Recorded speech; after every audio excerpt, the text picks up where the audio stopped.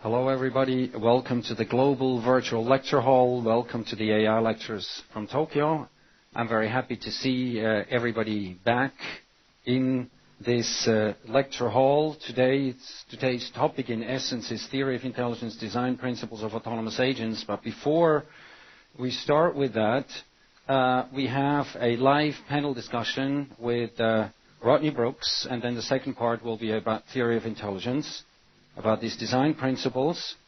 So what I will do now is I will, as usual, make a round, saying hello to everybody to see if everybody is connected.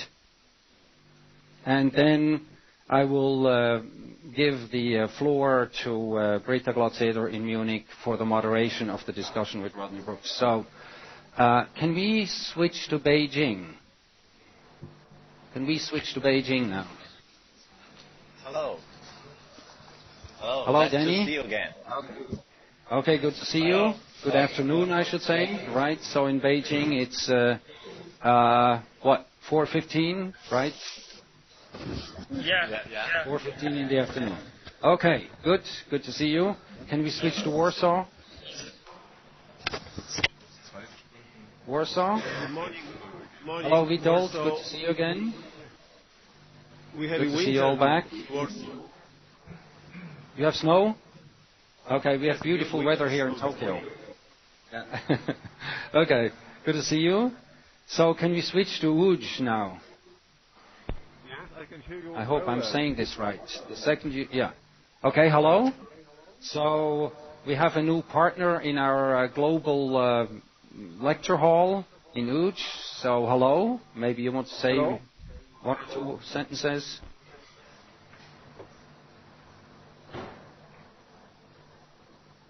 So that we can see if the connection works and everything. Maybe you can say one or two words. It works well.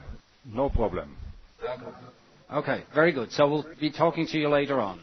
Okay? Okay, fine. So can we now... Thank you. So can we now switch to Zurich? Simon? Yeah.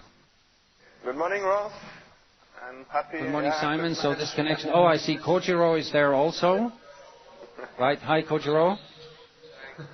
Okay. Hi. Okay. So that seems to work. Good to see you back again. Now can we switch to Boston, to Professor Brooks? Good morning. Good morning. Hello. Good morning. So I understand it's now 3:15 in Boston. In the morning, right? Yes. In the morning, 3:15 in the morning. So thanks for doing this for us. I think we all appreciate that. So we'll be talking to you later. Could I just say that I'm getting very poor audio quality from everyone. It's not as good as it was earlier when we tested it. If someone can switch it to be a little better quality. Oh, so you cannot understand very well what I'm saying? It sounds like you're on about a 100 baud line right now. Oh, okay. But before it was much better, right? Before it was better. Perfect. Now it's not working very well. Okay, so maybe we can do something about that at Switch. Maybe you can check if there is a possibility. Okay? Okay, we'll check. Okay? So I will now switch to... so welcome to the virtual global lecture hall here, Rod. Thanks for doing this. I will now switch to Munich. Can we switch to Munich? Good morning, Britta. So there is Britta Glatzeder, who will be moderating this discussion. And I think I will just pass the floor to Britta. And Britta, why don't you take over? Yeah, thank you, Rolf. I also would like to welcome you all here at the virtual lecture hall. And as you all know by now, we have a special occasion today. We have a live discussion with a very special guest, MIT Director of the Computer Science and Artificial Intelligence in Boston, Rodney Brooks. Rodney Brooks, I welcome you. As we heard, it's in the middle of the night for you, and we're really happy that you still join us. And let me tell you, for me, 9 o'clock in the morning in a snowy gray day like this is even worse, more or less. So I also would like to announce a very surprise guest. It's Chris Langton, who flew in from San Francisco yesterday and is here in Munich more or less by chance. Chris, thank you very much that you're joining us. Thank you for inviting me. I think you all know who Chris Langton is.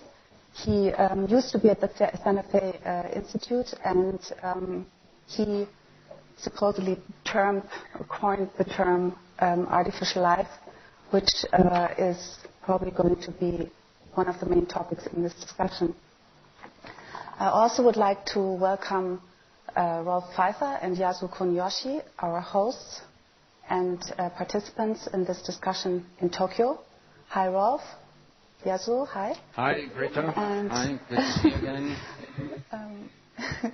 My name is Britta Glatzeder, and I'm going to try to moderate this event today. So all students at the different sites are welcome to ask questions, and I encourage them to participate actively in this event. I want to welcome our new participants in Wood very much. Hi. And now, of course, everybody out there, the students, the researchers, would like to know what Rodney Brooks is about these days and where he's heading to.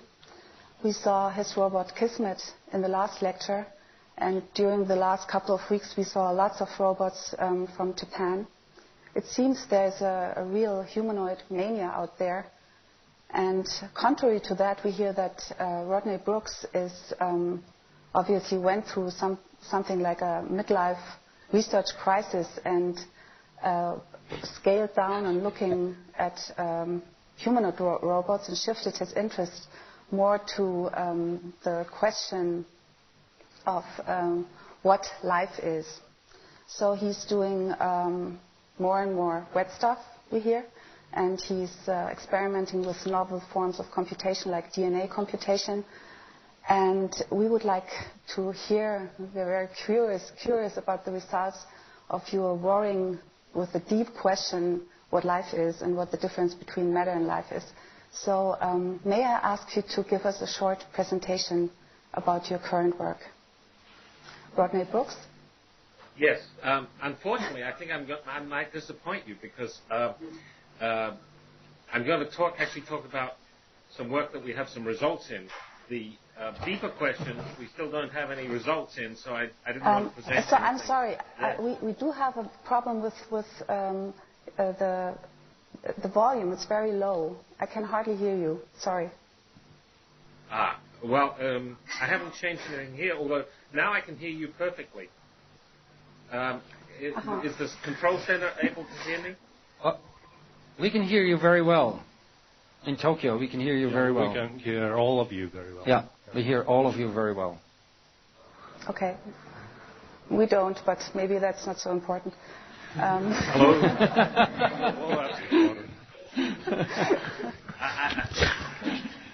But I heard that Britta, you have to disappoint us, right? We increase the volume now. the Thank you. participants of Berg's. Hello? Can you just Much test again better. the Okay. IT setup? Can you hear me Yes. now? Yes, perfect. Okay. Could you repeat what you said, please?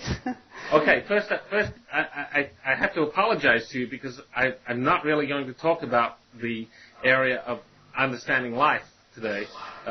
Rolf asked me to talk about my recent research, and I was going to talk about some things where we had some results, and we don't have any results in the life area.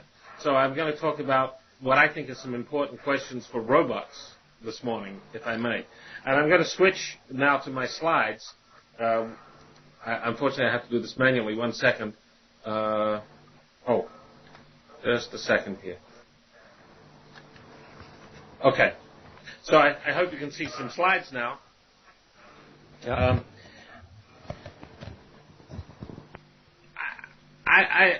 What I want to talk about this morning is a criticism of where robotics has gone a little bit and what I think are some of the fundamental questions related not only to humanoids but more generally robots which are emulating creatures in some sense. And if we look around at what modern robots can do, over the last 20 years we've built them so they can navigate fairly well around unstructured environments. And we have some that can sort of wave their arms around and sometimes hit things. And we see a lot of robots that can perform group behaviors where they sometimes push each other around. And I'm sure people have seen in these lectures some of Rolf Pfeifer's robots pushing each other around. And sometimes you see them pushing a soccer ball around. And some of the robots like Kismet and many of the robots in Japan can have some social interactions where they observe people and they speak and they move their body parts around. But this is a little different from the range of activities that real creatures, real animals can do. And I think we're missing a few things that real animals can do, and so we're missing some applications. Current applications that we see for robots built on these principles of emulating creatures are able to navigate around, and sometimes they do something as a side effect of their navigation. So we see reconnaissance robots having real applications, lawn mowing robots for sale, home cleaning robots are in commercial production, and then we see other robots almost in commercial production, things like agricultural robots, porter robots, etc.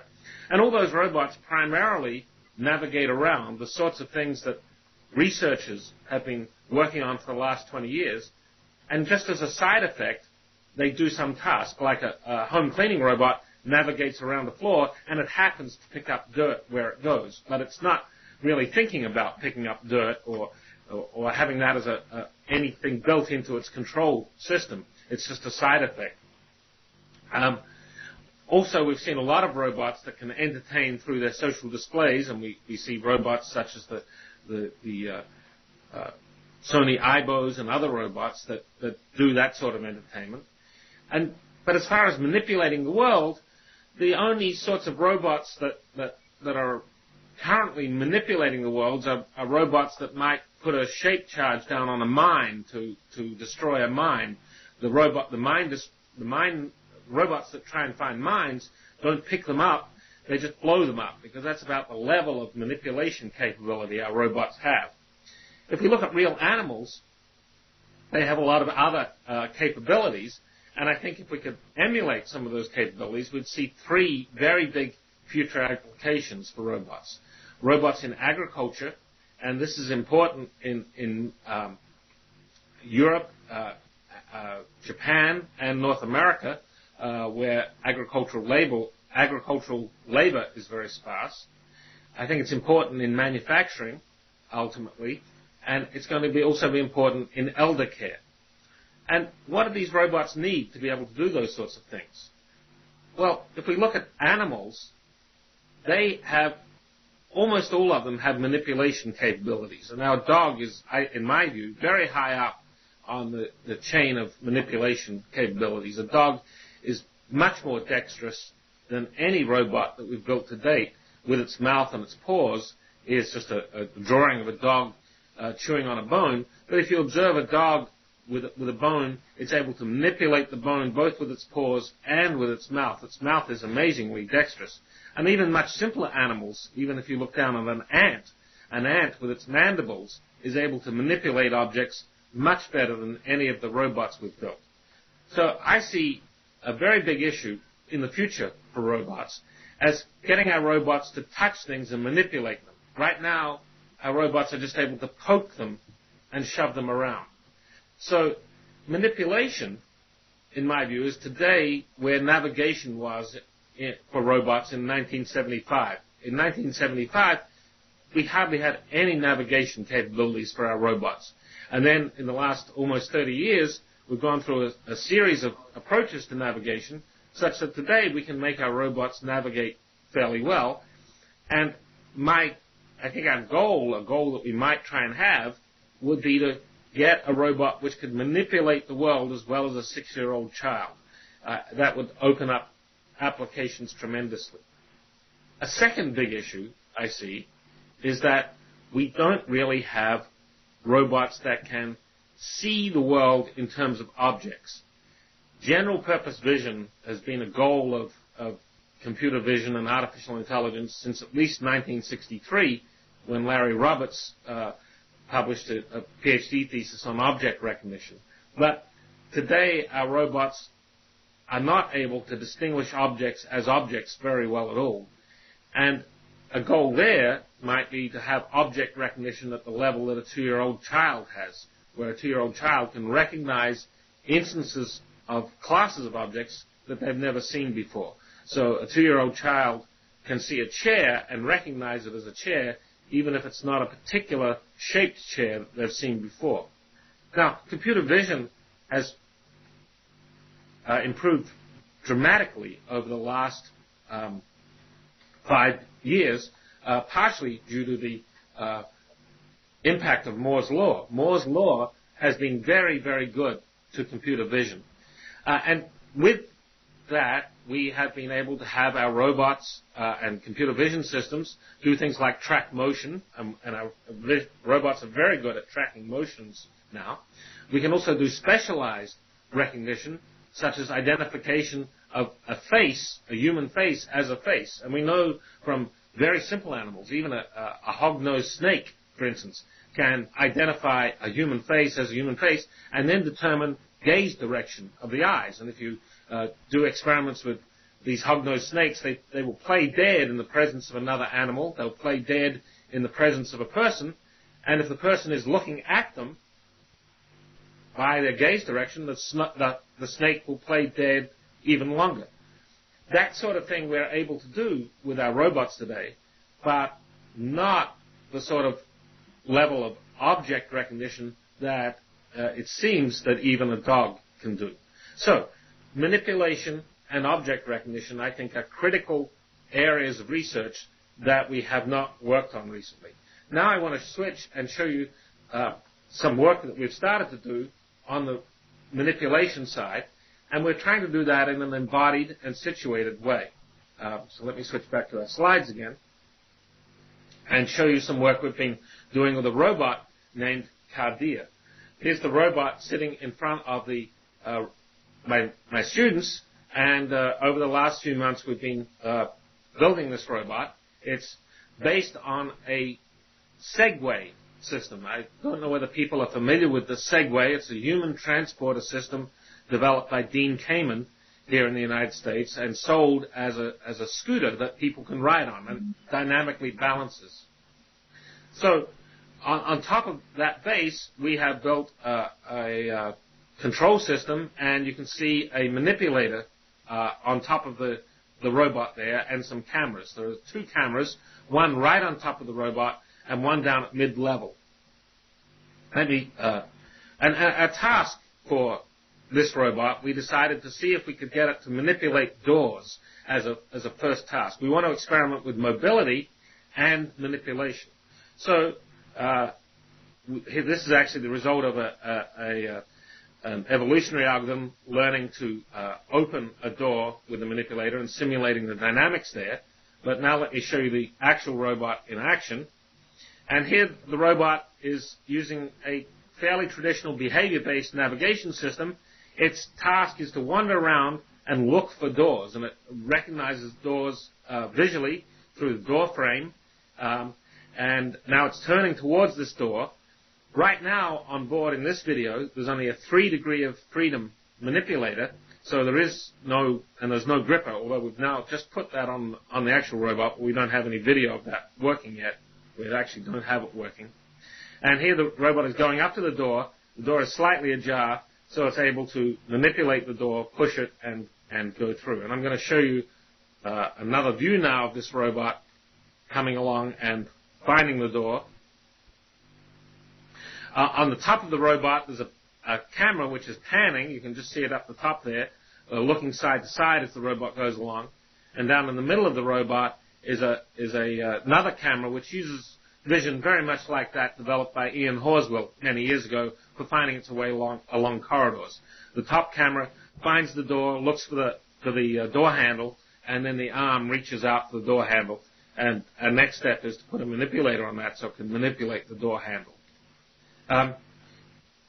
There's the central camera, the camera looking down for following corridors, some sonars for local obstacle detection. This is the camera on top for finding the doors. We use a standard laptop running Linux where we run the vision algorithms. We need a fairly high amount of processor power to do that, so we use a laptop. There's another one of some of the sonars on the side of the wheel. That's important as you go through the door because the cameras can't really see where the wheels are, so we need local sensing. And then we have the whole behavior system is actually running on a very simple 8-bit processor system there with just a few hundred threads running on an 8-bit processor using a subsumption-style behavior-based system. This is the arm, and the arm has force control at every joint. I'm going to show you a video in a second of the arm. You can see the shoulder of the arm there, and down below the shoulder are the actuators for the shoulder joint. And if you can just see a little spot of red in there, they are springs which are in series between the motor and the joint. And so there's some elasticity in the joints, and then we servo those joints at 1,000 hertz and set up, although the springs have actual spring constants, we set up virtual spring constants, which we can control under under behavior control to change the compliance of each joint of the arm. There's another view, and the slightly red or orange pieces in the middle are the springs. Now let's look at some video of the arm operating. There you can see, looking at the joints down on the upper arm to the elbow, there are actually 3 degrees of freedom there, which are also driving the wrist, which is not yet connected in this video. And there you can see the linear actuators with the springs in them moving up and down as it controls. Here's the arm trying to exert zero force. This is the student, Aaron Edsinger, who built the arm. And now you see the arm pushing the door, and as it pushes, it feels the force that it's applying, so it knows that it's made contact as it goes through. This robot weighs about 100 kilograms almost, so it's a little dangerous, especially when it falls over. We have a lot of safety systems on it, and one of the safety systems tries to detect when its balancing algorithm isn't working and deploys these feet for it so it doesn't fall over and doesn't fall on us. It has actually fallen on 2 people. It didn't hurt them too much, but I just want to show you the safety system operating. So the arms, the legs deploy so that if it's starting to fall over, it supposedly saves itself. But now I want to show you one of its most fun or spectacular failures. This is when we were testing the robot, and you'll see the deployment doesn't quite work right. And there the mast hit the door and the camera went flying. It took us almost an hour to find the camera under some equipment racks. Our ultimate goal is to build a robot with multiple arms, an active humanoid-like head that can navigate around balancing. And why do we have a balancing robot? I want to say a word about that. Let me switch back to the away from the slides. Just 1 second here.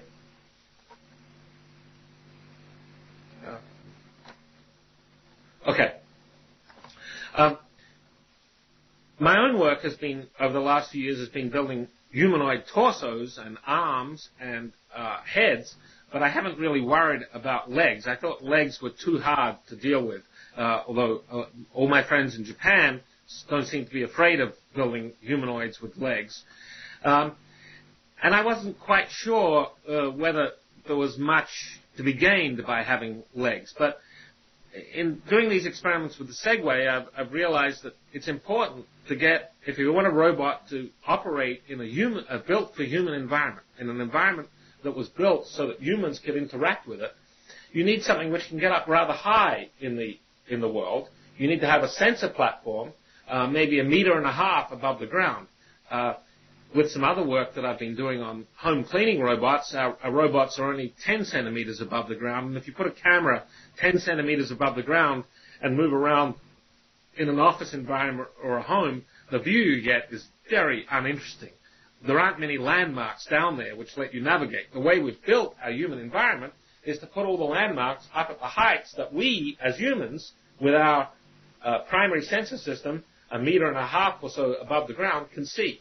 So having a robot which has its primary sensor system up at that height is pretty important to understand the structure of an environment which was built for humans. If you want to do that and only try and have static stability, then you need a very large wheelbase. So now you have a big fat robot moving around in an environment which was built for relatively small humans in terms of their width relative to their height. So having dynamic balancing, where you can have something tall and not so wide, is important to move around in the built for human environments. And legged robots are one approach to that. Dynamically balancing robots on wheels are another approach, and we just happen to choose an off-the-shelf wheeled robot base to do that. If someone had very off-the-shelf usable walking algorithms and usable legs, then I'd be happy to use those also. I think the important thing is to get manipulation up to human level height and couple manipulation with mobility. And there I think we will see many more applications come ultimately if we can move forward in that way. So that's my current area of actual research. I'm sorry that I didn't have much to say about what it means to be alive, which is still an interesting question for me, but no results to talk about at this stage.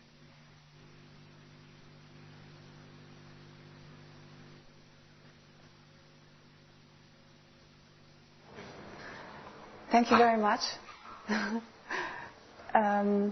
Yeah, it was highly interesting. Of course, I'm a little disappointed to get no answer whatsoever about this deep question what life is, but it's okay. So I would like Chris to... is there. Chris can answer. All right. I would like to hand over to Rolf and Yazul. Would you like to comment or ask any question? Please, Rolf and Yazul. Okay. Hi, Rod. Very nice to see you again. Morning. And well, your Segway project, I think it's a very nice project. What I see there is actually you're attacking the very hard problems. In the first talk of yours, you show that the hard problems of really object recognition and manipulation are not solved in it. We all know that researchers work around or avoid the hardest problems, and now you're facing the real world. What I want to know is, then these are really hard problems, which, for example, for manipulation, and particularly the example you showed with a dog slide. In that example, you have to really understand and exploit the dynamics of the manipulated object and things like that. We do not hold the object tight, control the exact 6 degrees of freedom the objects and steady and things like that, but we dynamically exploit the dynamics of the object and things like that. This is exactly the real-world intelligence problem. Now, what I want to understand, or what I want to hear from you is, by currently you're pursuing, by integrating all the known sort of behavior responses and all the functionalities in a parallel architecture, like a subsumption-like architecture, integrate in the real world, make it work. It's the old question again. Do you think you can really solve these problems of really the manipulation and understanding the world and things like that? Yes, I think you brought up a good point there about the difference between real-world manipulation and maybe classical views of manipulation, where we've had detailed, in much of the literature on grasping, for instance, it's assumed that there's a full three-dimensional model of the object to be grasped, and then there are models of the frictional coupling between the fingers and the object. Often there's many simplifying assumptions about assuming point contact and rolling friction, which is not true with a real manipulator. And then a fairly detailed mathematical analysis of how to apply forces to the object in order to manipulate it dexterously, as we're able to do. But that seems to me very much like the state of navigation back in around 1975. In 1975, it was assumed that you first had to have a sensor system and a three-dimensional reconstruction system which would build a complete three-dimensional model of the world and then plan in that world how to move about. And the thing that changed in the 80s was that we realized that we didn't need that complete model. We looked at how animals did it, how very simple animals did it, and we saw that they got very simple cues. And one of the classic things, of course, is the bee flying along, which centers itself between obstacles by equalizing the optic flow from the left and from the right, without having to really understand the structure of the space that it's moving through. So what I'm interested in doing is finding similar sorts of principles for manipulation, moving from the full mathematical three-dimensional reconstruction, where current grasping and manipulation research is, to analogous sorts of things for embodied, situated animals. Now, I think one of the big problems we have is what sort of sensing we could use. A dog has a very dense set of sensors on its tongue, for instance. As it's, burning something in its mouth, it can sense a lot of forces through the touch sensors in its tongue. It can sense forces through the various sensors in its neck muscles as it's pulling on something. Likewise with its paws, it has a lot of touch sensors and force sensors. Right now, I think we're understanding how to build fairly rich force sensing into manipulators, but rich touch sensing is still a problem. Now, I have some hope that with nanotechnology, we may have self-organizing systems, rich sets of sensors, starting to be developed so that we can get some approximation of the sort of range of touch sensors that an animal system has. Right.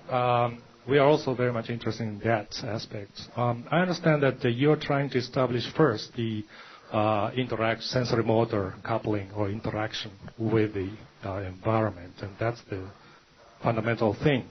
But also in sort of real manipulation, I think you cannot really model what's going to happen if you act on the object, right? So my guess is the agent or robot has to sort of find out the laws governing the manipulation or things like that, like on the fly, or it's like sort of a emergent process and also creative understanding. I don't know, but on the fly find out how does it behave, and then exploit that to really manipulate the object to find out or achieve the purpose. So on that part, you really need sort of really adaptive capability or law finding, regularity finding system. What do you think about these issues? Yes, I'm actually, as I'm talking here, I'm looking for a video that we did with COG. That law finding seems to me very similar to J.J. Gibson's idea of affordances. So one wants to find what the affordances of an object are, and very quickly try and establish that for a particular object. So in the case of a dog with a particular bone, for instance, there may be very different dynamics for that particular bone from another one. So one thing that I think you need to do is to actively move the object and sense how it moves, and then try and get some understanding of those affordances. Let me just, for 1 second here, if I can just look, I might be able to find an interesting movie here. But if you can just hang on 1 second. Sorry. In fact, why don't you ask another question while I look for the movie? Okay. Well, maybe I can ask a question. Is it okay? Yeah. Okay. Yes, please. Well, in what you have been showing on this robot, it seems to me that the visual capabilities are kind of developed in separation from the motor capabilities. That's also the way that you kind of described the whole thing. Now, it seems to be the case that in natural systems, in humans, the development of the visual abilities is very closely dependent. It's kind of like, we call this ecological balance. It's very closely coupled to the development of, the motor abilities, other sensory abilities. So if you really want to achieve, that level of vision that you mentioned at the beginning as one of the big issues, then I think it might be, or what do you think about this, that it might be an idea to actually have the robot develop its visual abilities as it interacts with the environment, and not sort of give it the visual abilities and then let it manipulate the environment and maybe learn something from the environment, but that this is kind of an intrinsic part of the whole development. Yes, I agree completely. Of course, one of the problems we have as researchers in a university is we have an artificial decomposition of the system based on graduate student theses. And to try and get everything all in one is sometimes a little difficult. I'm sorry. I'm looking now. I've stopped looking for the last video, and I'm looking for a different video, which I hope to have for you in a second here, to show you some of Paul Fitzpatrick's work in that area. Chris, do you want me to turn on your mic? Where am I? Sorry, just one second here. And Chris, yes, do you have anything to say? Well, I just had the observation that when you look at dogs or lots of the animals that are able to do this sophisticated manipulation, they spend an awful lot of their young life playing, just grappling with objects and trying them out without a specific task in mind, just as if they've been flipped over into massive learn mode, just so they soak up this just interactions with the world like a sponge. I'm wondering if you could set up a playpen at your lab and just, lots of little toys and dog chew toys and things like that, and robot chew toys, and let them have at it for a. Does that break out into a thesis or? Yes, I think that's a good idea, and I'm sorry I didn't have all these videos set up. You guys talk amongst yourselves for a second. I'm going to have these videos.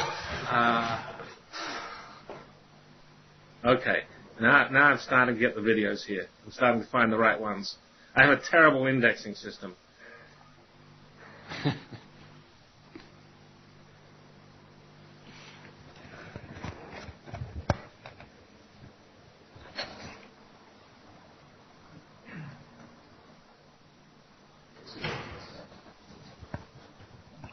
Okay, I think I've got a video here. Okay, so now let me stop this and change and show you Cog playing with objects.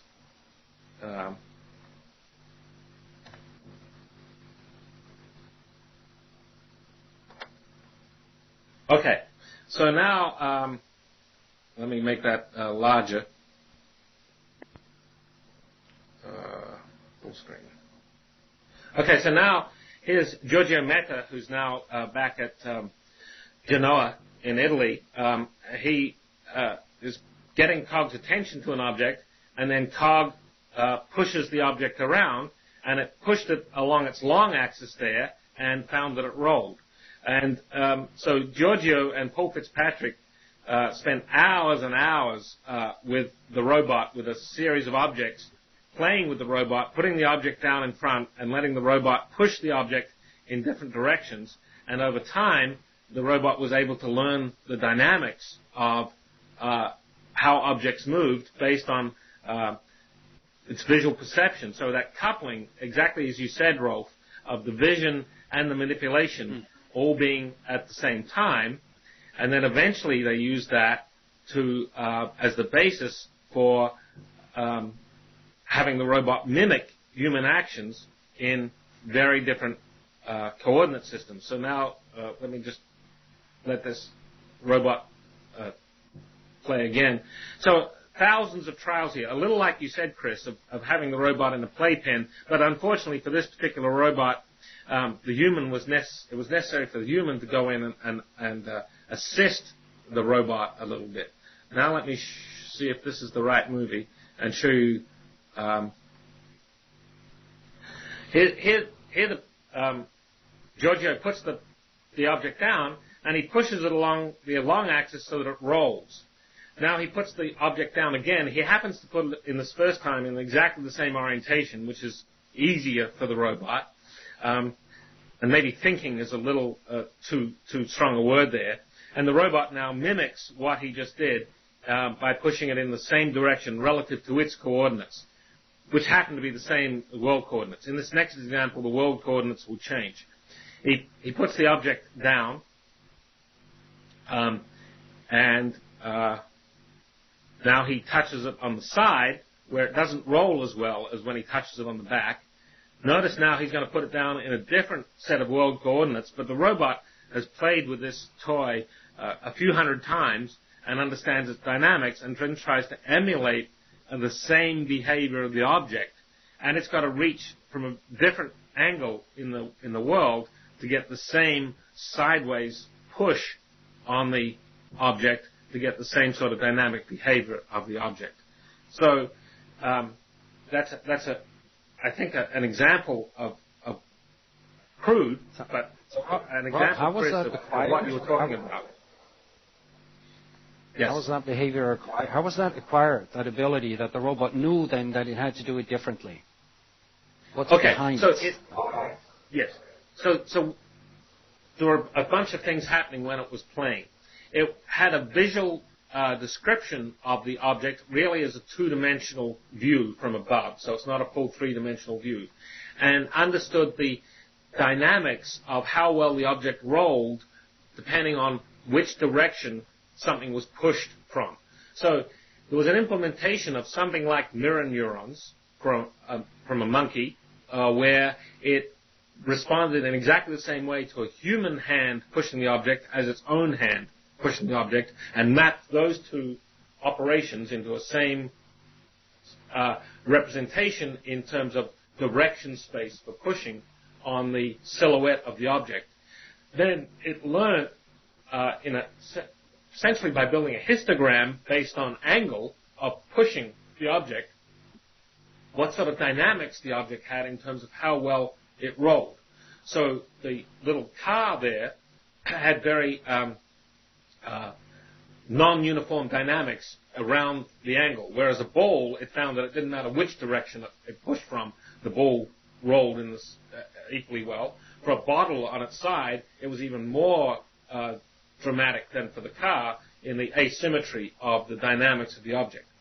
So now it knows about pushing from a particular angle to get a particular dynamic. It observes the person pushing, sees what dynamic it has, and then looks back at this histogram, inverts this histogram to decide which direction to push. And then from another set of learning, it had a repertoire of 4 basic postures for the arm, which it could map then to an angle in the 2-dimensional space for pushing the object. So it would select one of the postures, and one posture was pushing this way. Oh, let me get the camera right. One posture is pushing that way, another posture is pushing that way. So 4 basic configurations of its arm, it would select one of those, then adjust it again through a learned set of coordinates to push the object in the appropriate direction to get the same sort of dynamic response. How does COG explore, generate exploratory motions? Do you give sort of, it selects from the predefined repertoire only, or does it sort of freely, it's connected to the Chris's point, does it freely generate variations? The work with COG did not freely generate. It had just a finite set of postures with maybe one adjustable parameter within each posture. So there was an infinite set, but it was a rather restricted set in terms of the kinematic capabilities of the arm. That's an area that I think we want to explore further, and also couple it to the dynamics of the motion of the platform, because when we interact with objects, we also use our body besides just the arm by itself, and those dynamics are important. Okay. Yeah. Thank you very much.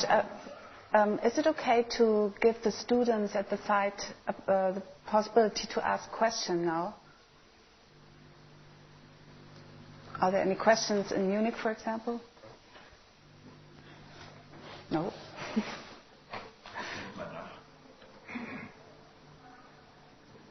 Tokyo, are there any questions? Yeah. Well, we can't hear you right now. Looks like they found one. Here we have a question. Yeah. Well, there's a question from Tokyo. Hello. I'm interested maybe in a quite different field on which you maybe don't strictly work.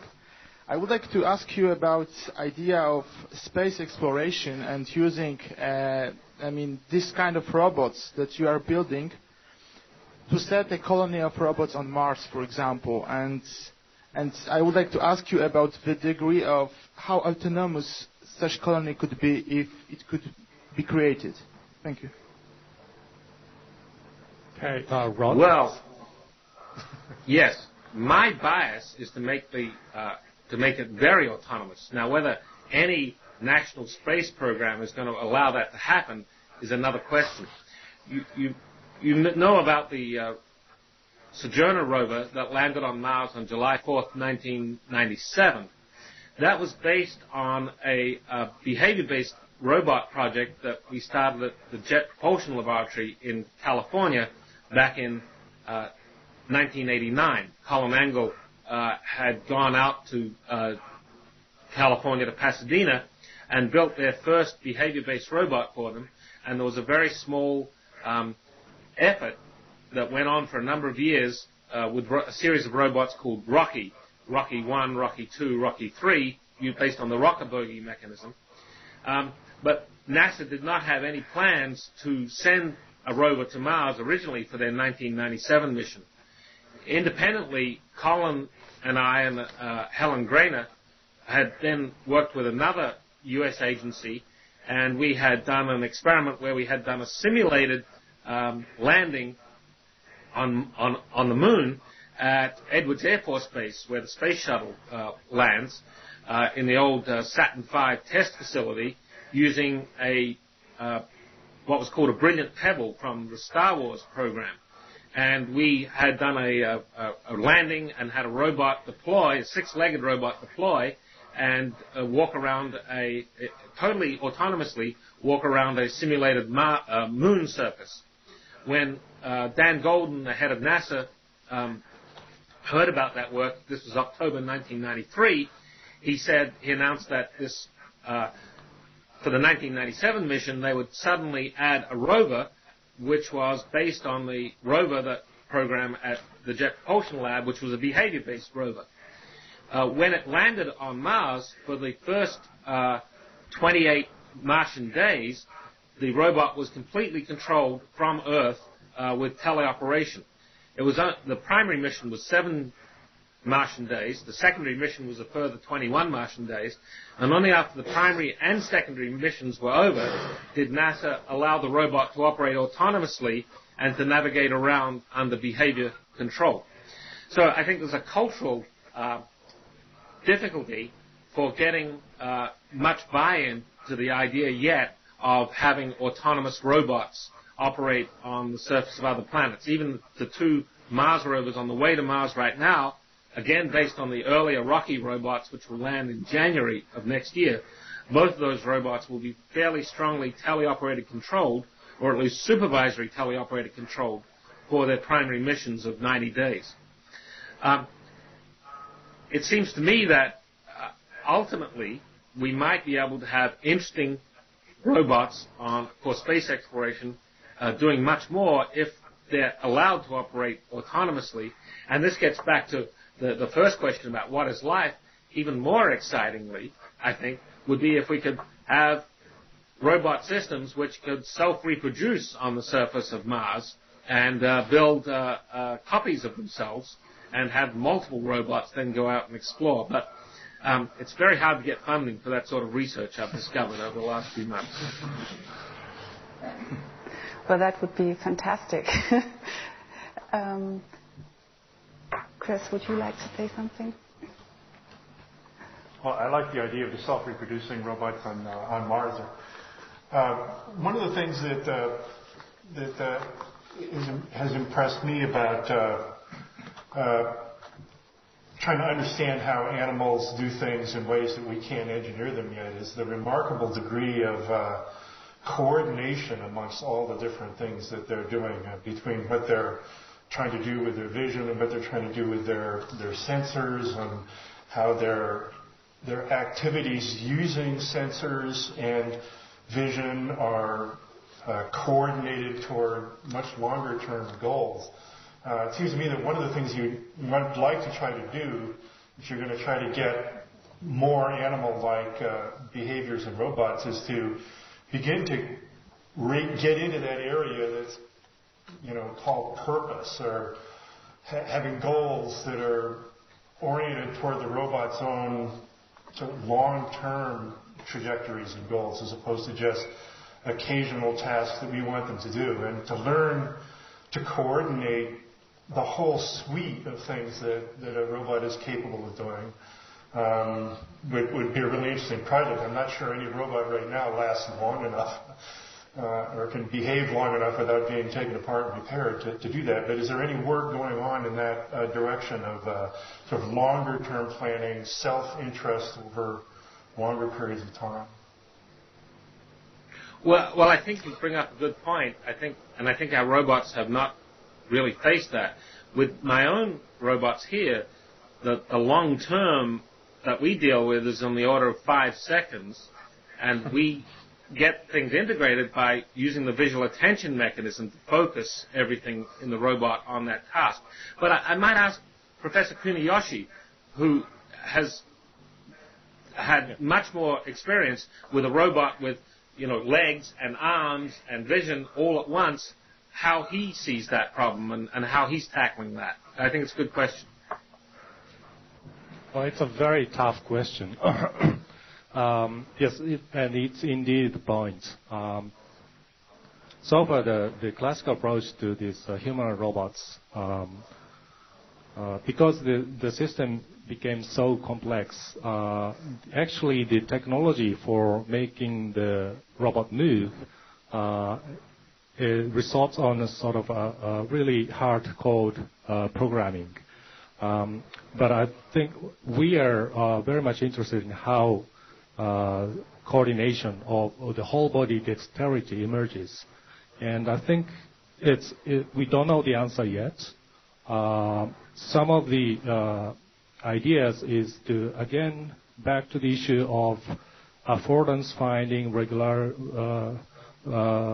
regulatory finding, and laws finding issues of finding the property of the body itself by exploring the body. And I think it's possible because our body is, again, governed by physical dynamics, and there are lots of biological constraints embedded in and all reflexes and so on, which sort of shapes the structure of possible interplay between all the components of the body. So that's my guess, and by exploring the body motion freely, finding this regularization, and then what's important is to be able to exploit as a new behavior. So that last step has actually a very difficult issue, which is not, I think, solved yet by anybody. But that's the current sort of frontier research, I think. Thank you very much, Yasu. Rolf, would you like to... Oh, there's a question. Can I pass to one of the students here in Munich? Rolf, Yasu, is it okay with you? No answer?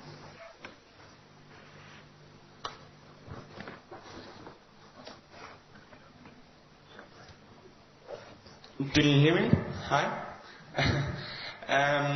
Well, one thing we saw in all the videos was for us, we easily attribute human feelings to robots. Like when we saw the robot drop, most of the people here went like, "Oh, poor thing," right? And one thing I was wondering about was clearly the robot doesn't have any feelings yet, but at what point are feelings or human-like emotions assembled, and from which point on could we expect robots to actually feel or have any human-like emotions? Thank you. Is that question for me? Yeah. Oh, yes. Thank you. Well, you know, I understand that you saw Kismet last week, and Kismet has an emotional model. I've been careful to say it's an emotional model rather than say it's actual emotions, but when we've had about 300 people, naive subjects, come and interact with Kismet, and Professor Sherry Turkle has been doing a study of those people and their interactions, and she hasn't yet published the results, but we videotaped them, and she's been analyzing people's reactions to them. Certainly for some period of time, many people interact with the robot and respond to the robot as though they are treating its emotions as real. Now, when does it become, suppose, and people with Kismet will often do that for 30 seconds or 5 minutes and treat the robot as another being. What if someone treated the robot as another being with emotions for 10 years? Would you then say that the robot only had an emotional model and its emotions weren't real and the person was fooled for 10 years? Or would you say that its emotional responses were sufficient to engage another person in an emotional way? It looks like it works for 30 seconds to 5 minutes or so right now. If we can continue that suspension of disbelief, if you like, and make it operate for for a long time, then I think it becomes moot whether the robot has real emotions or not, as long as people treat it as though it has real emotions. It has real emotions in my view. In the same way we don't know, we only know about people having introspection about their emotional state. We attribute emotions to dogs. When we look at a dog, we see a dog as being afraid, as being excited. If we look at a mouse, we attribute emotions to a mouse. We even attribute emotions at some level to a lizard. I'm not sure we would attribute emotions to ants, but it seems that a lot of it is in the eye of the observer. And if we have a system which emulates the biochemical systems that we know about that operate inside humans, at what point is the emotion real or not real? And I see Rolf wanting to jump in there and say something. Can I bring up Yes. a point here, Rolf? Is it okay, Britta? Yes, please. I'm glad you're bringing up the frame of reference problem, and what we had, McFarlane's statement, anthropomorphization, the incurable disease. But I would like to bring in another point, that has to do with embodiment. Of course, we're into embodiment here, right? And I think one of the points might be that emotions, as we experience them as humans and maybe animals that we don't know, has to do with the specific physiological setup. So emotions seem to be very closely tied to the physiological setup. And in that sense, we have to maybe rethink what we mean by emotions in that sense, rather than just being attributions, but maybe being related to the various physiological states. And then, of course, if you have a robot like Kismet, which is basically built of metal and silicon, it could have something like emotions, but they would be different. They would be kind of natural for the physiology of the robot. And in fact, students at Waseda University did exactly that. They tried to relate emotions to the state of lubrication of the joints, to the level of the battery, to the operating temperature, and so on and so forth. Yes, and I also think that point about anthropomorphization is important, because I think we anthropomorphize people. When we interact with a person, we attribute to them, and this is the basis for the whole question in philosophy about the zombie, where everyone is attributing to a zombie because it's behaving just like a human, so they attribute consciousness to it without it having consciousness, without going into that any deeper. But we do anthropomorphize people, and that's important for how our dynamics work. Yasuo, I think you wanted to say something, and I'm sorry for interrupting. Yes, thanks. First, I wanted to support Rolf's opinion about this, what's very important with emotion is that it's actually really tightly coupled with the overall activity of the sort of the agent's body and behavior. And so it must be a very tight coupling. And that's why we can see from the outlook of the behavior of the animal, and guess the sort of what the emotional state it is. We cannot, because of that, we can attribute certain emotional state. And probably that's because also maybe at the primitive level, we humans and even lizards have a very similar physiological processes. We share that. That's why we can attribute our feeling to that. There's some such reasons. And another thing I want to point out is that there are many people, even companies out there, try to come up with emotional response robots. And what they're experiencing is that, first, everybody thought that by adding many components of emotional responses and integrating all this, you might come up with a nice emotional reactive system.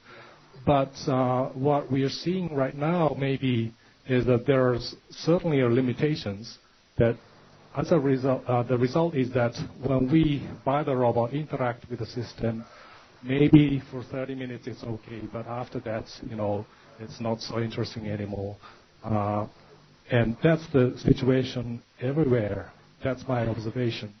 Probably there's something wrong with this. Maybe you have to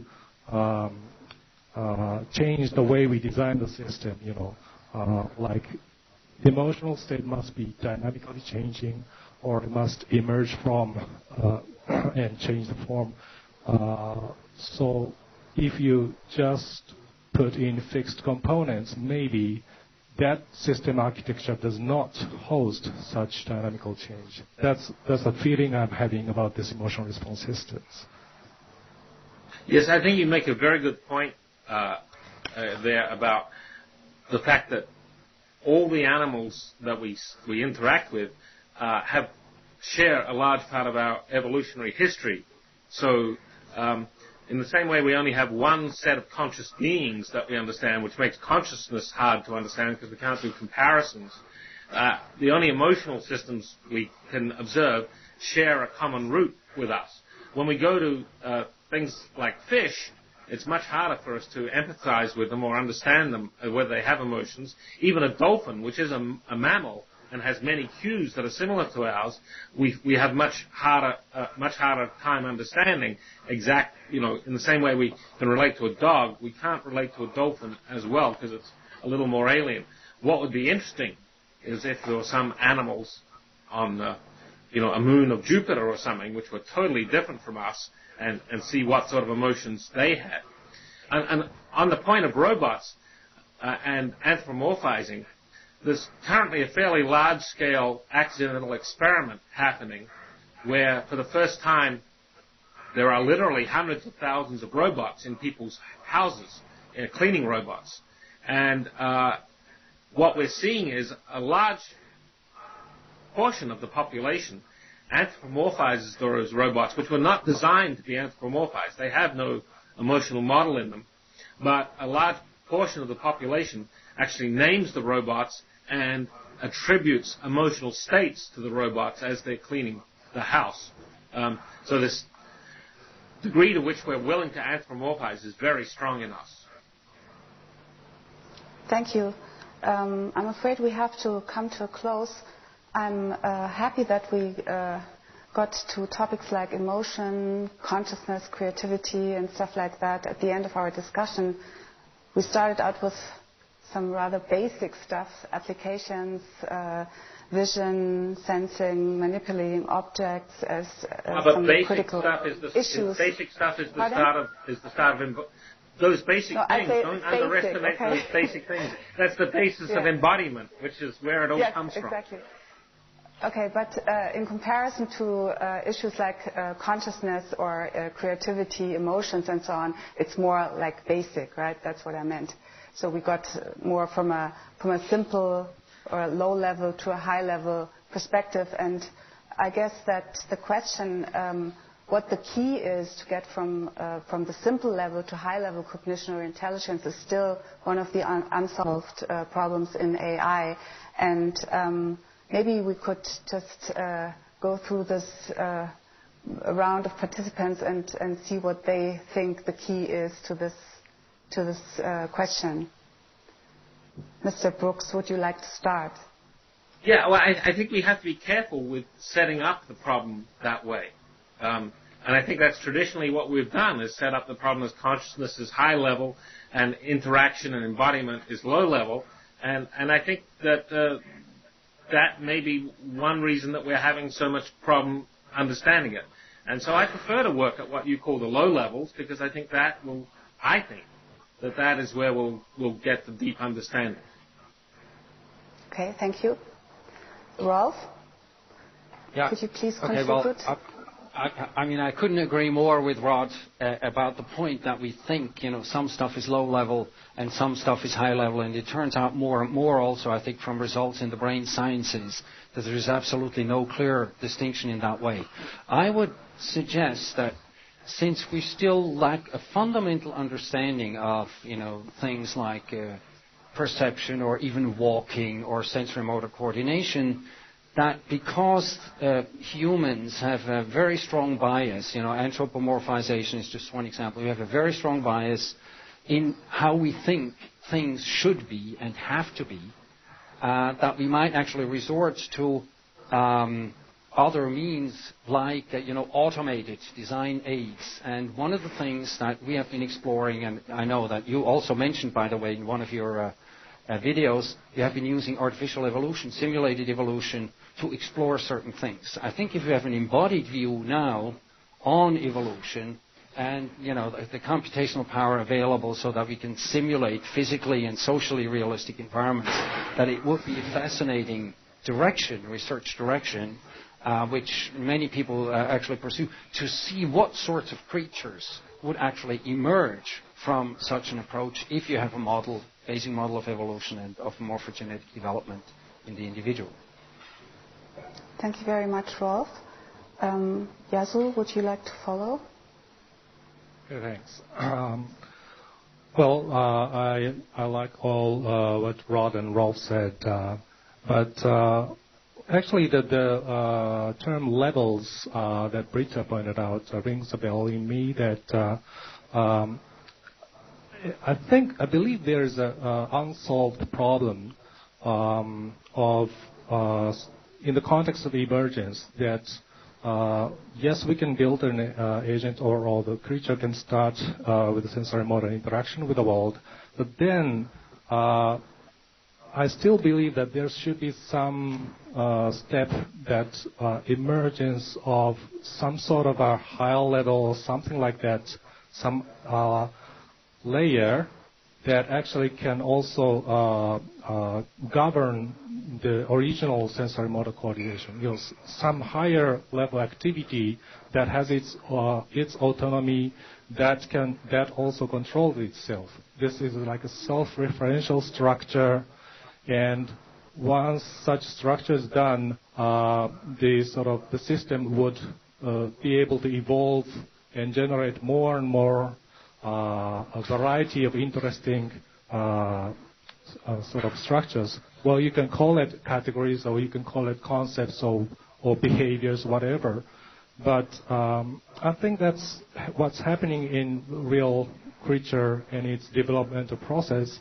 And if we achieve that, then probably we can give our robots creativity, ability to find new ways to behave in the world and things like that. That's my belief. Thank you very much. Chris? Yes, well, I completely agree with that last point. It seems obvious. I mean, it's one of those obviousnesses that we don't have an explanation for yet, but it seems obvious that the biology, the natural systems, low-level stuff clearly is getting caught up in high-level emergent dynamics.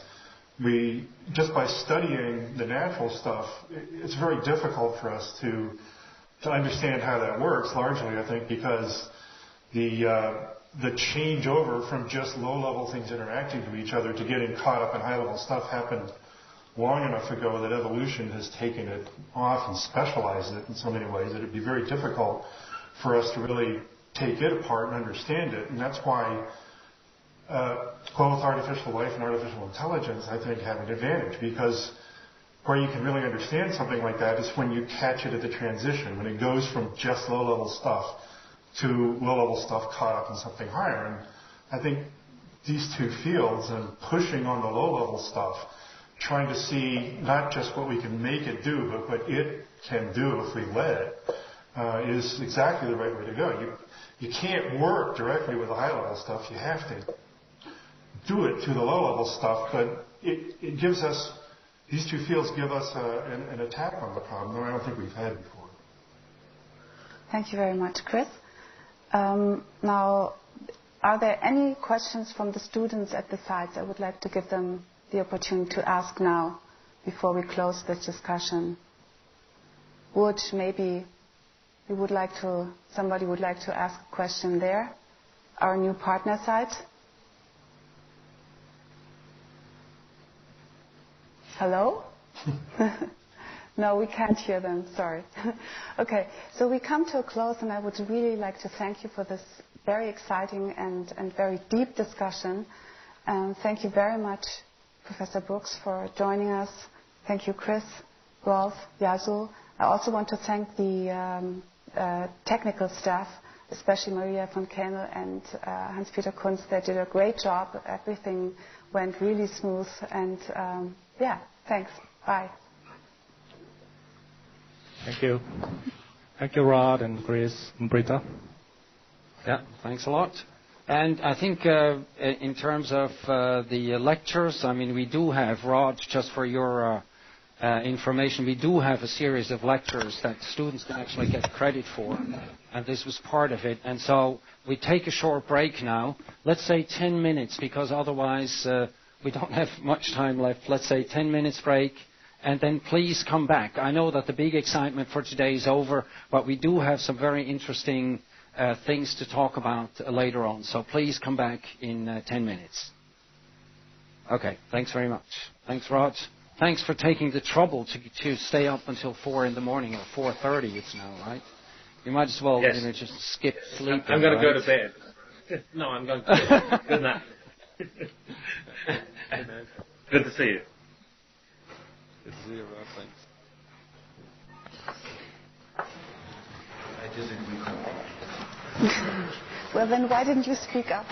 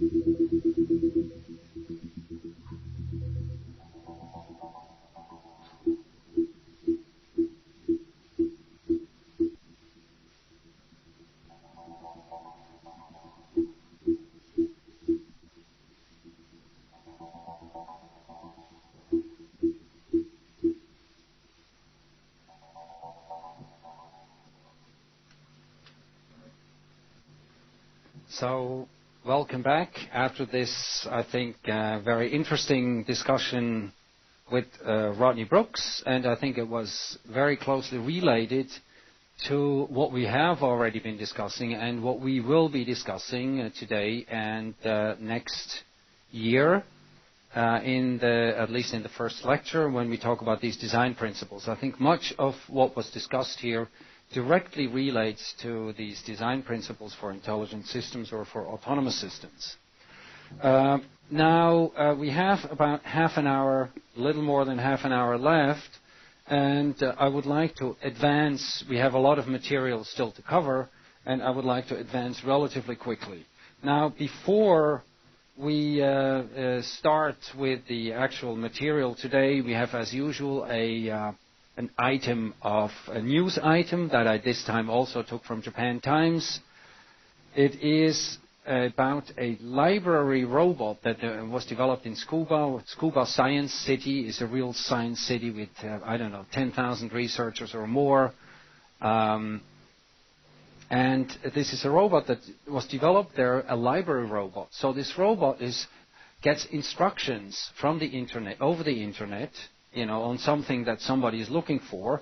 Then it goes to the bookshelf, picks out the bookshelf, flips through the pages, and has a camera on board, and then can send with the camera the information that was requested back to the customer. People have varying opinions about the utility of such a robot, but anyhow, this was developed here. I would also like to draw your attention to the idea of this chat room and the forum. Please do use the chat room during the lectures. Use the forum. If you have questions, I tend to pick up on these questions and try to reply to them whenever possible. So please do use these links. Today's topics then, first is frame of reference. We will distribute the presents today. Then we have a few comments by Simon Beauvais from Zurich on the global WeBots communication workshop that I encourage you to participate in. Then I have a few final comments on last week's lecture, Artificial Evolution Morphogenesis, and then we have a special assignment from Warsaw, and then we start with the actual design principles. I hope we actually get that far. And then we'll have a case study. So first of all, as I mentioned, what should I, at some point, the frame of reference problem, I always stress the frame of reference problem and say how important it is. And I said, should I forget to mention it in one of the lectures, then you're entitled to one who is first is entitled to either a bottle of champagne or a box of Swiss chocolate of equal value. And last week I was told that I, in fact, did forget, and I have to admit, I actually did forget. And there's one student in Tokyo who realized that immediately after the lecture. Maybe we can quickly have the camera back there. So I would like to hand you the box of chocolate. So congratulations, yeah, thank you. And so you can see that it's worthwhile, paying attention. So not only can you get mental food, but you can also get physical food. I would now like to switch to Zurich, where we also simultaneously, two students have recognized that I actually did forget to mention that. So Simon, can you take over? Yes, so we have here a bottle of champagne, some Alfred Rothschild, and some Swiss chocolate for the two students who noticed that. I hope they're here. Martin Petrinek and Mike Hadorn. Where are you? So, thank you. I hope you will remember a bit what the frame of reference problem is and not only the champagne. Thank you. Okay, well, thanks very much. I mean, there's of course a didactical concept behind this. This is not just for fun, but I really want to. If you forget everything about the lectures, you're welcome to forget everything about the lectures, but there's one thing that you will remember for the rest of your lives, and that's the frame of reference problem. Okay. Now, I think we can... Simon Beauvais, who is responsible for the academic aspects of these lectures, exercises, examinations, and things like that, he designed an exercise in which students are encouraged to communicate with students in other sites. And it's called the Global WeBots Communication Workshop. And I would really... one of the things that we try to do here is to community formation, so that students here in Tokyo, students in Warsaw, Wush, Munich, and Zurich, Beijing, start communicating with each other, maybe get to know each other. I think it's very important if you want to be successful in science. Of course, you have to be, somewhat intelligent, whatever that means, and then you need a lot of stamina. But then I think you also need a lot of networking. So knowing a lot of people all over the world is very important. And so this WeBots Communication Workshop is designed to bring, people from different sites together. Now I would like to pass the floor to Simon Beauvais in Zurich, who has a short presentation on this workshop, and he is taking over the application sharing. Okay.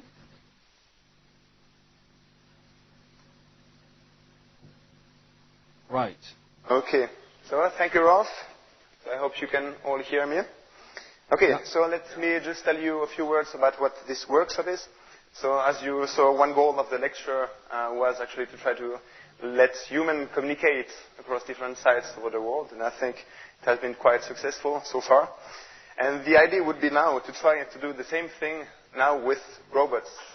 And most of the students, or at least the one in Zurich, now know how to program a controller of Kepler robots using the simulation software WeBots.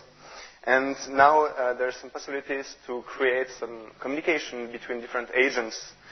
And the goal of this workshop, which, by the way, at least here in Zurich, will count as an exercise, is to give you actually the opportunity to make or to perform some experiments with what we call kind of global robot communication.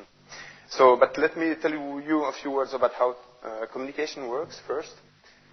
So here on the slide, say we have different agents that you see here.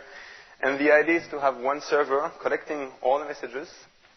So basically all agents connect to the server first with TCP/IP socket communication.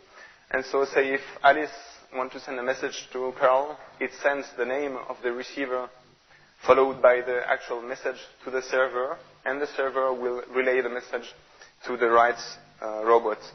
And the advantage of doing that is that the communication can take place actually over the internet. So basically we can have some robots here in Zurich, some others in Tokyo or whatsoever, in Beijing, in Warsaw. And I hope that we'll have some experiments with such wide communication.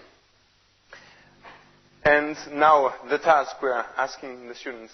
So the idea is that you work in little groups and that you think about some little project that you could try to implement, or at least think about using 2 or even more robots using communication.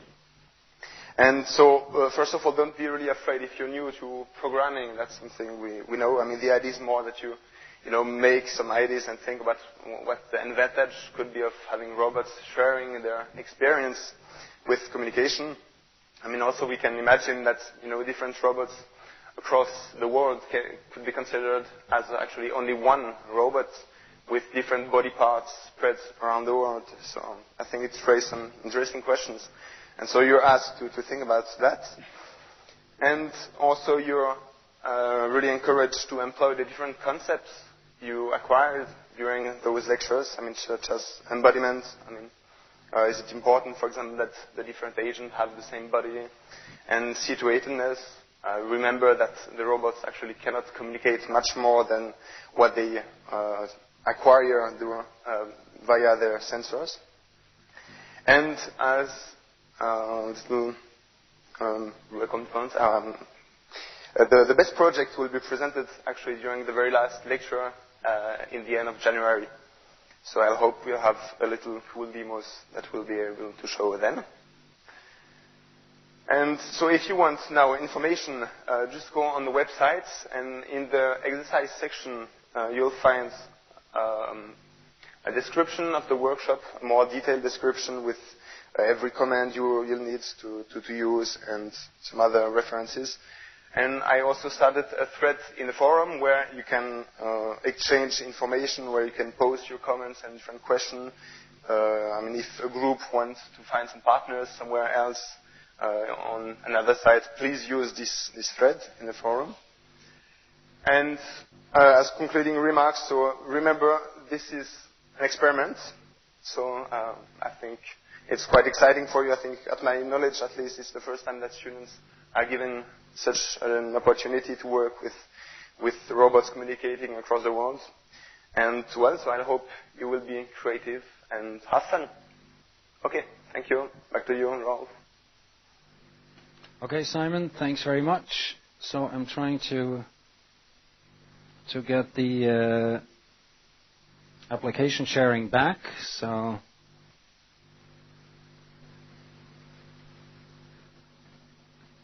okay. Right. Okay. Yeah, thank you, Simon. So I would like to encourage everybody to actually take part in this activity of this worldwide WeBots communications workshop. I think it's a really exciting experiment, and for us it's very interesting to see what's actually going to happen here. But of course we can only get evidence and information if people actively engage in these activities. So please do. Okay, now going back to very briefly to what we started last time about artificial evolution. We have the grand scheme, and I should say that the grand scheme here is only for artificial evolution. Artificial evolution, not biological evolution. So this is computational evolution, if you like. And then we have the scheme that we all looked at, with the genotype, phenotype, new population selection, and so on. And then we looked at Carl Sims's creatures. We had at the end a video. I think these are really cool, fascinating creatures that we looked at last time. And now the question is, well, what's encoded in the genotype? And so that's always the first, or one of the first questions we have to ask: how is this? What's encoded in the genome? And in Carl Sims's case, what's encoded in the genome is actually rather than a bit string. When we had the Kepler, remember the Kepler robot, for which we evolved the neural network, right? There we encoded the weights of the neural network in the genome. And basically, because we used the binary encoding for the weights, it was a string of zeros and ones, right? Now here, it's different. Here we have a recursive graph structure. And for example, what you see here on the right is a kind of a graph structure. It says there is a segment, and then these loops here are kind of recursive, and depending on how large this number is, you will have recursion step, and then this will be transformed into such a structure. So this would always be kind of the genotype, and so this is the genotype, and this is the phenotype. Right. And here you can see different shapes. So this process of development here from genotype development, actually to phenotype, is of course in this case deterministic.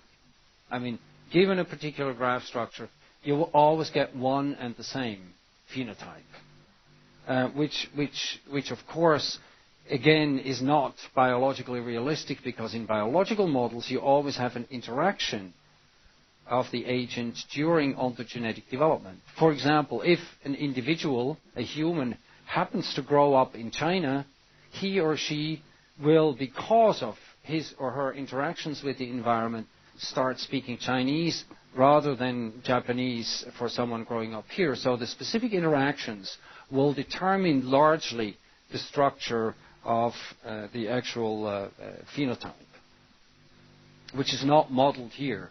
So in most models that you have in computational evolution, this is not modeled really. And then what's important here is what you see on the bottom. There's a recursive encoding, which means that you can apply these structures many times. So the size of the genome is not necessarily restrictive, or restricts not necessarily the size of the actual phenotype that you're getting. Now, the question is, I don't know whether we actually have time to do a lot of switching back and forth. So maybe I will just, or maybe we can briefly switch to Beijing. Maybe you can give us an idea of the sorts of parameters that evolution can play around with in Carl Sims's model. Danny, maybe can you take over? Okay. Anyone have any comments? I think there are several parameters.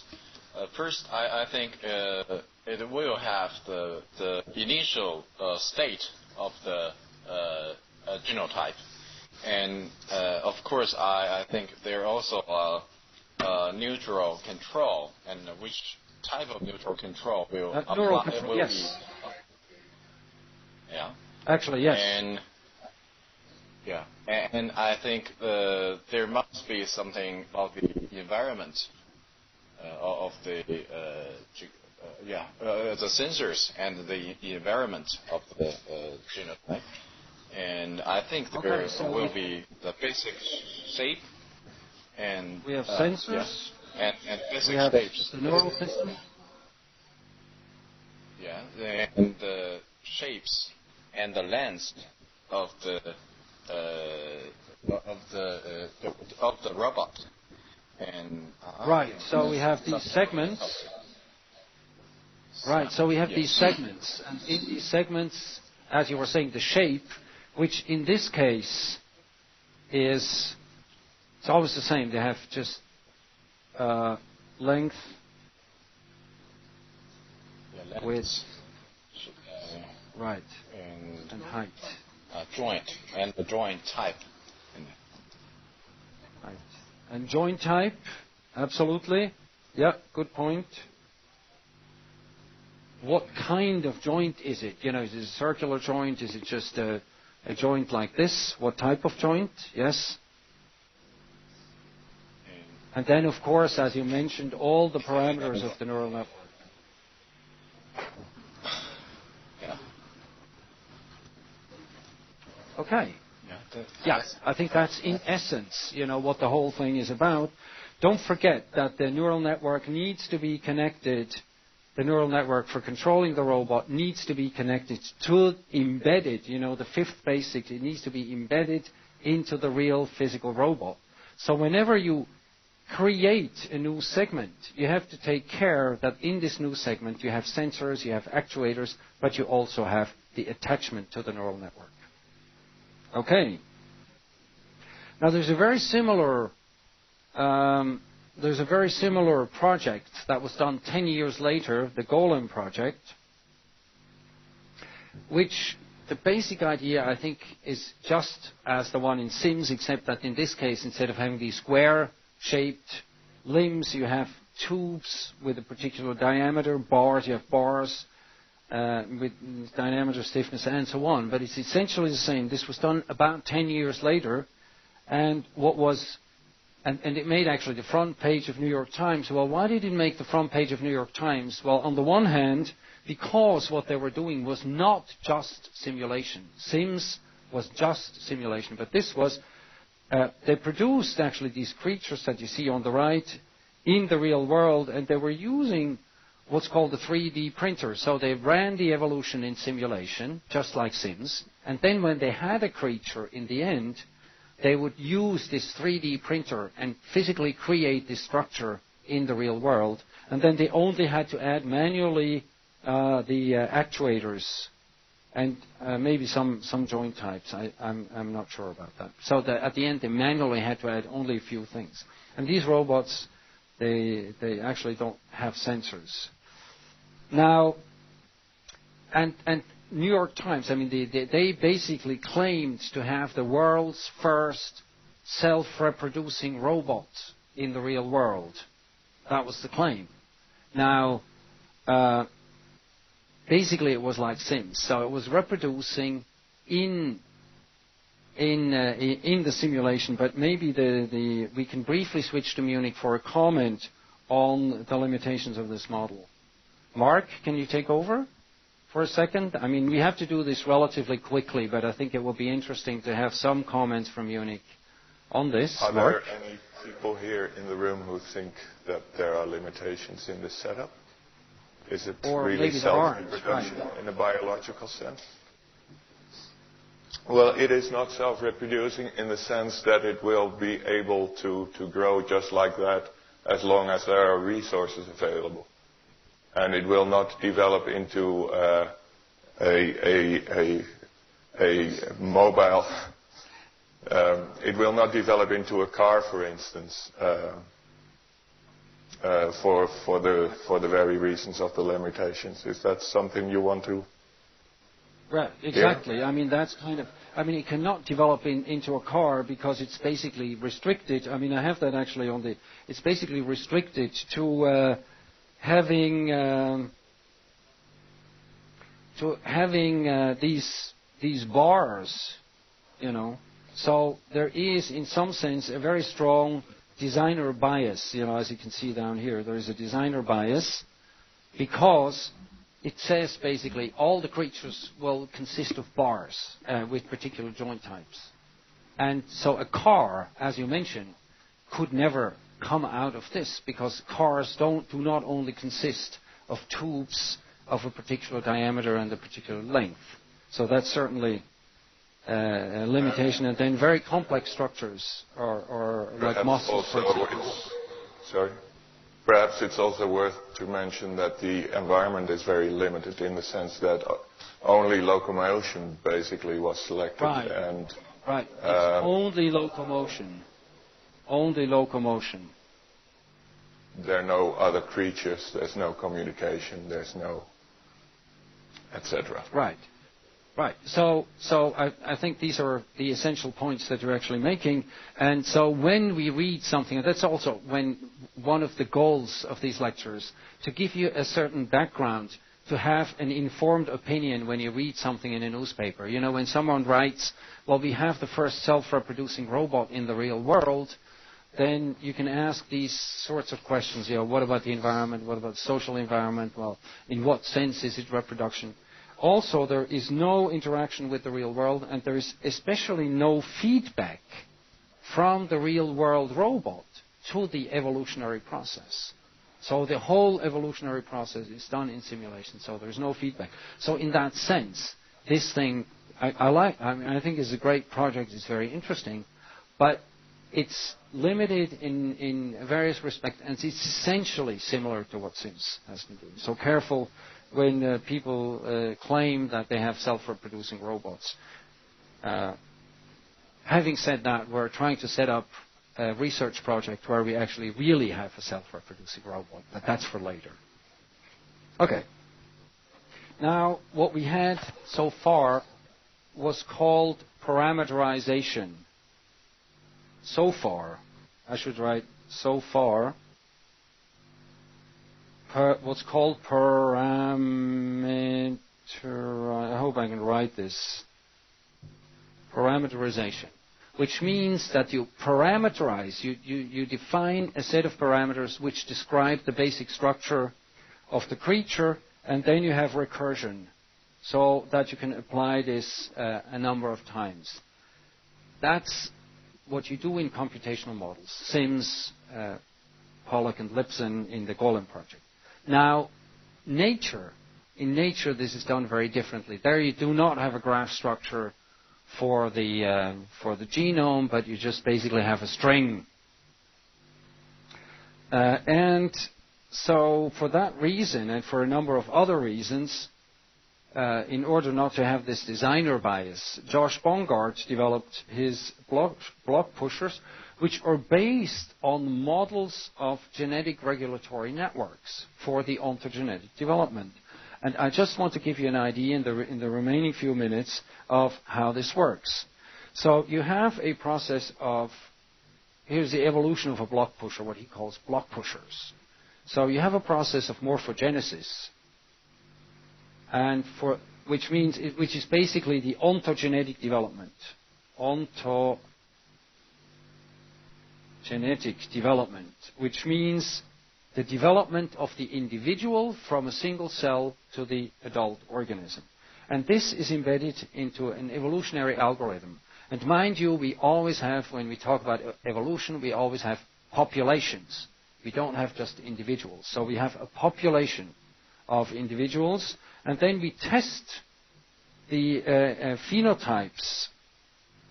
Here you see the phenotypes. These are examples of phenotypes in physically realistic simulation.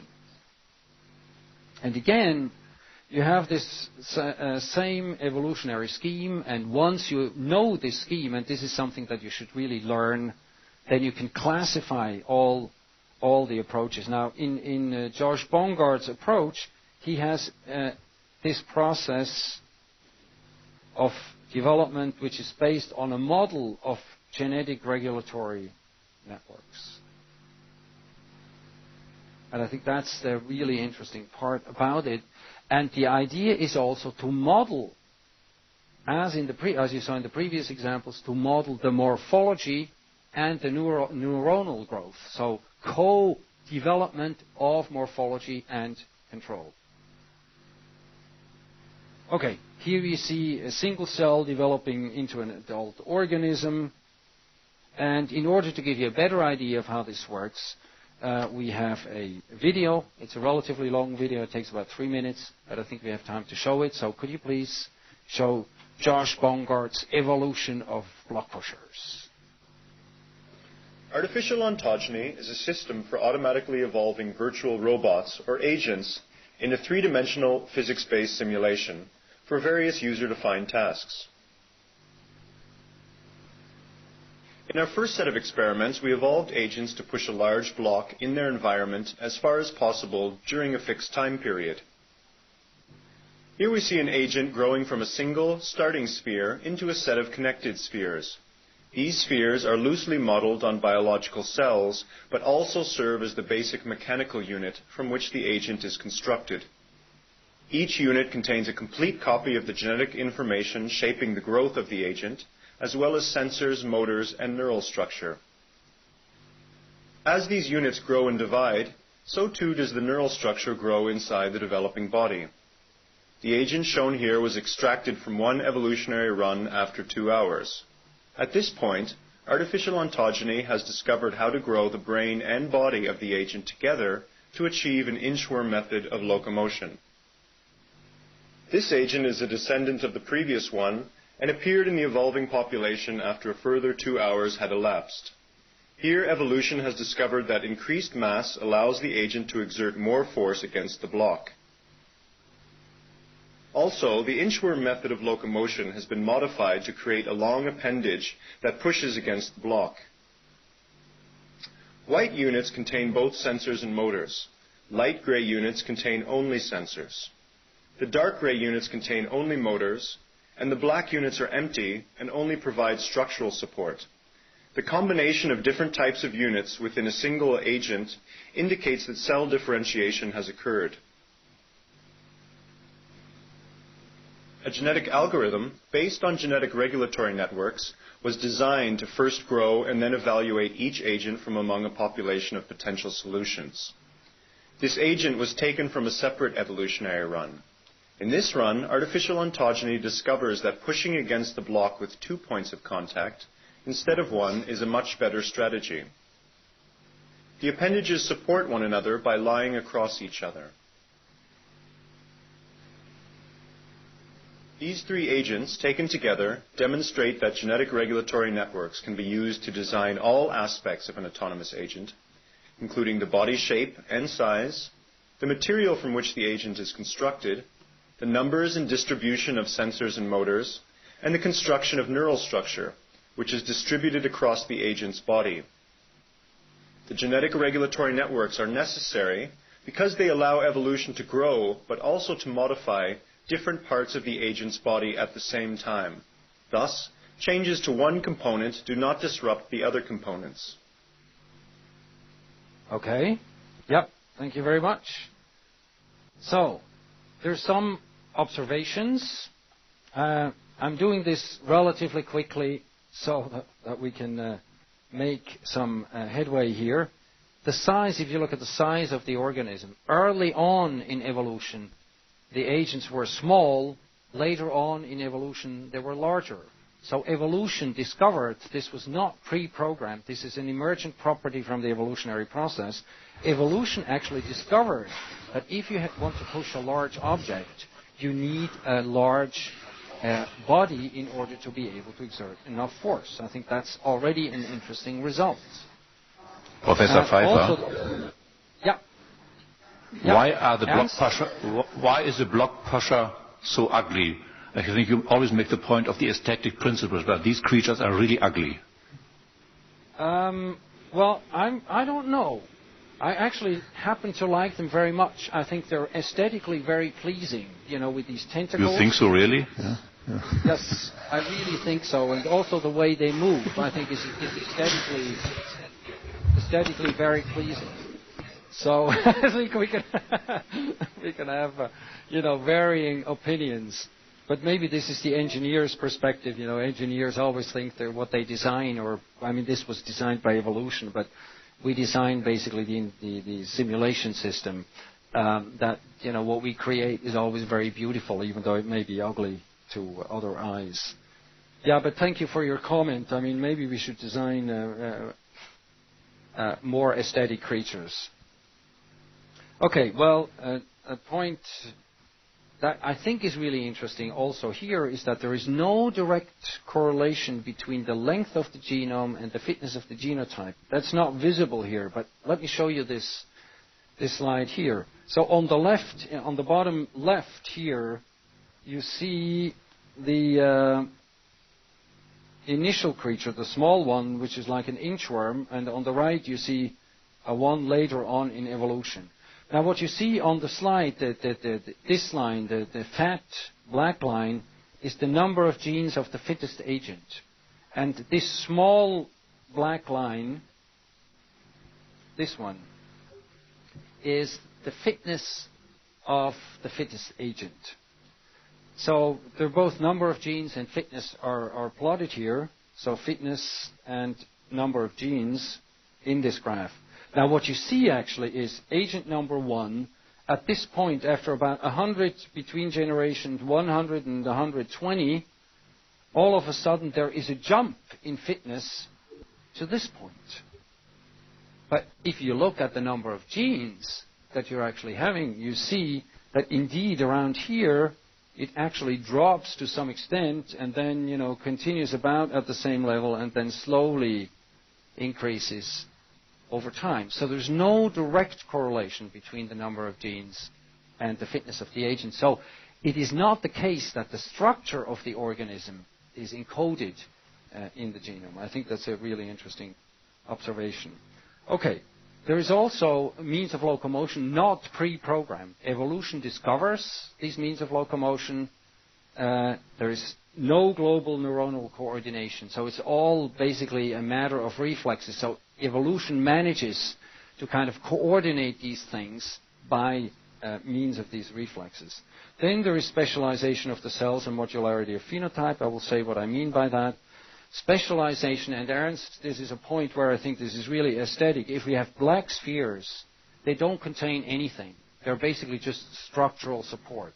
White spheres, this is just to see. White spheres contain sensors, motors, or actuators, and neuronal structure. Gray units, I think they only contain actuators, no sensors, but they do contain neural structure. So that's one thing. You get specialization over time. That was, again, not pre-programmed. And then you also get what's called modularity. So at the end of the tentacles, you always get a gray sphere and then 1 or 2 white spheres. And here you get the same. A gray sphere and 1 or 2 white spheres. So you get modularity of the phenotype, like fingers. And if you look at the parameters, these fingers are all similar but slightly different. And I think that's a really interesting property, and we're trying to understand why this actually comes about. And the way it works, and I think we're over time already, this is why I come to an end and ask you just to read the various articles that we indicated and the book. This is based on a model of genetic regulatory networks that I will not explain, but maybe you can look at the slides and read something in the book. And I would like to go now to the last slide of today, or almost the last slide. I did not have time to come to talk about the design principles. We will do that last time because we were a bit over time with the panel discussion with Rodney Brooks. The assignments for next week, or rather next year, this is the last lecture this year. The assignment for next year will be read chapters 8 and 10, task sheet 5. And please do not forget, about